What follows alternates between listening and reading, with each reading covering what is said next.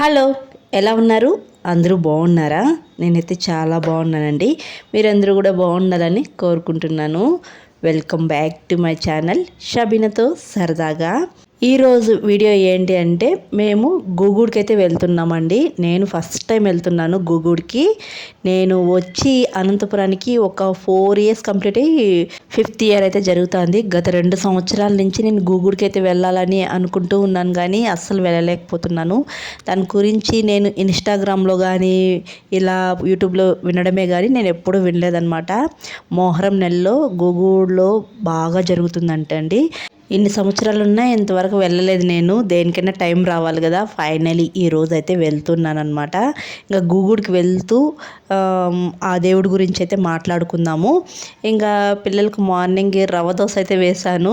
పిల్లలు కూడా లేపి తొందరగా రెడీ చేశాను. యాక్చువల్లీ మేము 11కి వెళ్ళాలనుకున్నాము, కానీ 11కి ముందే నేను పిల్లల్ని ఒక 10కి 10:30కి అలా రెడీ చేసి నేను కూడా రెడీ అయిపోయాను. ఇంకా 11కి బయలుదేరదాం అనగా మా ఆయనకి ఒక పెద్ద పని పడింది. ఇంక దానివల్ల లేట్ అయిపోయింది. యాక్చువల్లీ మార్నింగే 5:30కి అలా బస్సు ఉందంట. అలా వెళ్తే తొందరగా వచ్చేస్తామంట. కానీ మాకు తెలియదు కదా, మేము ఫస్ట్ టైం వెళ్తున్నాము. లేట్గా విన్నే వచ్చేయచ్చులే అనుకున్నాను, కానీ అస్సలు కుదరలేదు.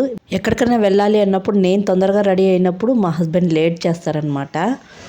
గూగూడికి వెళ్దామని చెప్పేసి మార్నింగ్ తొందరగా లేచి అన్ని పనులు చేసి రెడీ అయి కూర్చుంటే వెళ్ళే టయానికి తీరా మా ఆయన జూమ్ మీటింగ్ అని చెప్పేసి కూర్చోండారు. ఇంక ఇప్పుడు వెళ్ళి ఎప్పుడు రిటర్న్ అయ్యేది అస్సలు అర్థం కాలేదు. మళ్ళీ ఈవినింగ్ వేరే ప్రోగ్రామ్ ఉంది. ఏం చెయ్యాలి, ఎప్పుడు వెళ్తామో ఏమో, అసలు వెళ్తామా వెళ్ళమా క్లారిటీ లేదు. ఇంకా ఆయనకి జూమ్ మీటింగ్ ఉందని చెప్పేసి అలాగే కూర్చోన్నారు. ఇంకా 11:30 అయిపోయింది. పిల్లలైతే 11కి అని చెప్పాను. వాళ్ళు ఇంకా ఓపిక లేక అలసిపోయి ఎలా దొల్లాడుతూ ఉన్నారనమాట. ఒకరేమో టీవీ చూస్తూ ఉన్నారు. చెప్, ఏం గుర్తొచ్చిందంట? Happy fathers డేనా?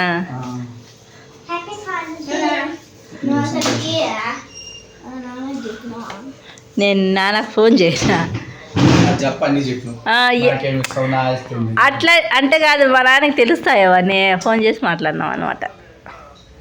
మీ డాడీకి చెప్పండి హ్యాపీ ఫాదర్స్ డే. చెప్పినావా? గ్రీటింగ్స్ ఏం చేయలేదు సరే? తెలీదు. నువ్వు పలికేదాకా వాడు చెప్తానే ఉంటాడు చిన్నోడు. ఫాదరు నా బాధ సరిపోయినారబ్బా మీరే. చూసారా మా హస్బెండ్ ఎంత చిరాగ్గా ఉన్నారు. ఇంకా యాక్చువల్లీ ఆ రోజే ఫాదర్స్ డే అనమాట. మా పెద్ద బాబుకి తెలియలేదేమో, లేకపోతే ముందు రోజే గ్రీటింగ్స్ ప్రిపేర్ చేసేవాడు. మర్చిపోయినట్టున్నారు. ఇంకా మేమైతే ఒక 12కేమో బయలుదేరినట్టున్నాము. అసలు ఎండ కూడా ఏం లేదండి, కానీ ఉక్కబోస్తూ ఉంది. మోడంగా ఉంది కానీ ఉక్కబోసినట్టే ఉంది. ఇంకా బైక్లో అయితే బయలుదేరాము. నల్లగరము బైక్లో జర్నీ చేయడానికి బాగానే ఉన్నింది, కానీ ఇంకా బస్సు అయితే కొందరు ఏమని చెప్పారంటే లేట్ అవుతుంది అక్కడికి వెళ్ళాలకు, నారప నుంచి మళ్ళీ అక్కడ ఏదన్నా ఆటో అలా మాట్లాడుకొని వెళ్ళాలి అన్నారనమాట. ఇంకెందుకు లేదంతా అని చెప్పేసి మేము బైక్ తీసుకొని వెళ్ళాము.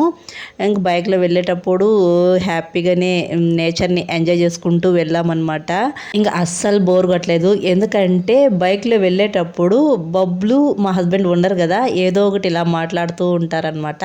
లేకపోతే పిచ్చి పిచ్చిగా పాటలు పాడుతూనే ఉంటారు మా హస్బెండ్ కానీ, లేకపోతే బబ్లు కానీ ఇలా పిచ్చి పిచ్చిగా పాటలు పాడుతూ ఉంటారు. ఇంకా ఆ పాటలు విని మేము నవ్వుకుంటాం అనమాట. అలా సినిమా లేని పాటలు కదా, వాళ్ళు ఓన్గా క్రియేట్ చేసుకొని పాడుతూ ఉంటారు.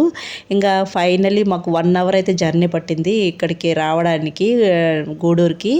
ఇంకా ఇక్కడికి వచ్చిన తర్వాత అబ్బా ఎంత ఫుల్గా జనాలు ఉన్నారో, ఎన్ని వెహికల్స్ అయితే ఇక్కడ పార్కింగ్లో ఉన్నాయో. అసలు ఈ జనాలు చూస్తా అంటే నేను అసలు ఈవినింగ్ కల్లా వస్తానా, అసలు ఇంకా రిటర్న్ అవుతామా అనిపించింది. ఇంకా ఈ చివరి నుంచి ఆ చివరి వరకు బ్యాంగిల్స్ కానీ ఎన్ని ఐటమ్స్ అంగిళ్ళు చాలా బాగా పెట్టారనమాట. నేను వెళ్తూ ఉంటే మా హస్బెండ్ పక్కకి చూడకుండా నేరుగా స్ట్రైట్గా వెదా అని అంటున్నారనమాట. ఎందుకంటే ఇటు సైడ్ అటు సైడ్ బ్యాంగిల్స్ మంచిగా ఉన్నాయి. ఇంకా నేను అవి చూస్తే అక్కడే నిలబడిపోతానని చెప్పేసి ఇటు అటు చూడకన్నా స్ట్రైట్గా పదా అంటున్నారనమాట. ఇంక ఫైనల్లీ మేమైతే గూడూరుకి అయితే వచ్చేసాము. అంటే కొంచెం దూరం నడవాలన్నమాట. స్టార్టింగ్లో బండి పార్క్ చేసి ఇలా నడుచుకుంటూ వచ్చామన్నమాట. నడుచుకుంటూ వస్తే ఇక్కడ చూసారా జనాలు ఎంత ఫుల్గా ఉన్నారో. ఫస్ట్ మనము ఆంజనేయ స్వామిని దర్శించుకొని తర్వాత కుల్లాయి స్వామిని దర్శించుకుంటారనమాట. రెండు గుళ్ళకి ఒకే దారనమాట. కానీ మేమైతే వెళ్ళాలకి గుడి క్లోజ్ చేసేసినారు. ఇంక 2 గంటలకు అని చెప్పాలకు ఇంక ఇలా కాదని చెప్పేసి పిల్లలతో వచ్చాక కష్టం కదా. ఇంకా ఇక్కడికైతే అగ్నిగుండం ఉంది కదా, అక్కడ ముందరికి వస్తే పీర్లన్నీ కనిపిస్తున్నాయి. అక్కడికైతే వచ్చి ఇక్కడ సలాం చేసుకొని దువా చేసుకున్నాము. నాకు ఎంత మంచిగా అనిపించిందో దువా చేసుకుంటా అంటే కళ్ళల్లో నీళ్ళు వచ్చేసాయి. ఇంకా ఈ అగ్నిగుండం చూసారా, ఈ అగ్నిగుండంలో తెచ్చిన చక్కెర అంతా వేస్తున్నారు. కొబ్బరికాయ కొట్టి ఆ అగ్నిగుండంలోనే వేస్తున్నారు. ఎంతమంది వేస్తున్నారు చూసారా, ఎంత చక్కెర పోస్తున్నారు కదా. నేనైతే ఫస్ట్ టైం చూస్తున్నానండి ఇలా చక్కెర అగ్నిగుండంలో టెంకాయ కొట్టి వేయడము. చాలా మంచిగా అనిపించింది నాకైతే. అదొక మంచి ఫీలింగ్ అనమాట. అది ఏమంటారు, మనసులో ఏదో ఫీలింగ్ అనమాట. అసలు చెప్పలేకపోతున్నాను, అంత మంచిగా ఉన్నింది. కానీ మనసు ప్రశాంతంగా ఉన్నింది నాకు. అయితే కొంచెం బాధ ఏమరా అంటే నేను లోపలికి వెళ్ళలేకపోయానని బాధ అనమాట. అంటే క్లోజ్ చేసేసారు మేము వచ్చాలకి. ఈసారైనా మళ్ళీ ఎప్పుడైనా వెళ్ళాలి. ఇక్కడ మా పిల్లలకి చక్కెర ఇచ్చి చేతులతో వేయండి అని చెప్పాను. ఇంక నేను ఇక్కడ మంచిగా అందరూ బాగుండాలి, తర్వాత అందరూ ఆరోగ్యం బాగుండాలని అని చెప్పేసి కోరుకున్నాను అనమాట. మా పిల్లలకు కూడా అదే చెప్పాను. బబ్లు అయితే ఎంత సిన్సియర్గా దువా చేస్తాడో మీరే చూడండి. ఇంక ఈ గూడూరులో అయితే ఆంజనేయ స్వామి, కుల్లాయి స్వామి పక్క పక్కనే ఉంటారనమాట. ఇక్కడ పీర్ల పండగ అప్పుడు, మొహరం అప్పుడు చాలా బాగా జరుగుతుందండి. కుల మతాల భేదాలు లేకుండా అందరూ వచ్చి ఇక్కడైతే దర్శనం చేసుకొని వెళ్తూ ఉంటారనమాట. ఇంకా ఈ కుల్లాయి స్వామికి 400 సంవత్సరాల చరిత్ర అయితే ఉందన్నమాట. ముందు ఎప్పుడో కుల్లాయి స్వామి బావిలో అయితే వెలిసాడనమాట. ఒక గొర్రెల కాపరి గొర్రెలు తోలుకొని వెళ్ళుంటే ఆయనకి రోజు నన్ను తీసుకొని అనేవాడంట. ఈయన ఏంది రోజు నన్ను తీసుకొని అంటున్నారని వాళ్ళ ఇంట్లో వాళ్ళతో చెప్తే, ఒకసారి కనుక్కో దెయ్యమా లేకపోతే దేవుడా అలా పిలుస్తా అన్నాడు, కనుక్కో అంటే ఆయన అడిగాడనమాట. ఈ ఎవరు నువ్వు అని అడిగితే, ఇట్లా నేను కుల్లాయి స్వామిని బావిలో ఉన్నాను నన్ను తీసుకో అని చెప్పేసి అన్నాడంట. ఇంకా ఆ రోజు కొన్ని పలహారాలు అన్నీ తీసుకొని పోయి చదింపులు చేస్తే బావిలో వాటర్లో నుంచి కొంచెం సౌండ్ చేస్తూ ఒక పెట్ట అయితే వచ్చిందంట. ఆ పెట్టలో చిన్న కుల్లాయి స్వామి అంట. తర్వాత దాని వెనక పెద్ద కుల్లాయి స్వామి వస్తూ ఉన్నాడంట. అంటే కీయే మాత్రం వచ్చిందంట. అది చూడ్డానికి ఊరే వచ్చిందంట. ఒక డేట్ అయి ఉంటారు కదా, అంటే ఆడవాళ్ళు నెలసరి ఉంటుంది కదా, అటువంటి ఆమె వచ్చి తొంగి చూసిందంట. పెద్ద కుల్లాయి స్వామి పెట్టొచ్చే సమయానికి అలా చూసేందుకు ఇంకా ఆ పెట్ట అలాగే లోపలికి వెళ్ళిపోయిందంట.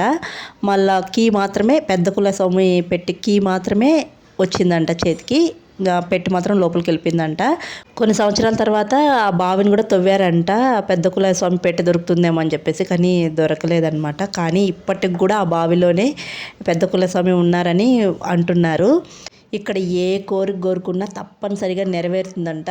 వాళ్ళ కోరిక నెరవేరిన తర్వాత చక్కెర అయితే ఇక్కడ సమర్పిస్తారండి. అది చక్కెర 1/2 కిలో కేజీ కూడా కాదు, మూటలు తెచ్చి దేవుడికి అయితే సమర్పిస్తారనమాట. కొందరు హెల్త్ బాగాలేనప్పుడు కూడా నాకు బాగా అయితే నేను ఎన్ని కేజీలు ఉన్నానో అన్ని కేజీలు చక్కెర అయితే ఇస్తాను అలా మొక్కుకుంటారంట. చాలామంది ఎక్కడెక్కడి నుంచో వచ్చి మొక్కుకొని వెళ్తూ ఉంటారు. వాళ్ళకి కోరికలు అయితే తప్పనిసరిగా నెరవేరుతాయని నమ్ముతారండి.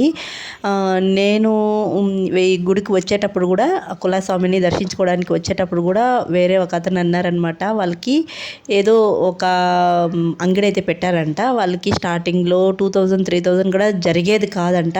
ఇక్కడికి వచ్చి ఈ కుల్లాయి స్వామిని దర్శించుకొని వెళ్ళిన తర్వాత వాళ్ళకి ఇప్పటికీ నెలకి 60,000, 70,000 కూడా జరుగుతుందంట అంగిడి. అంత మంచిగా చెప్పారనమాట. చాలా కోరికలు చాలామందికి నెరవేరాయి అన్నారు.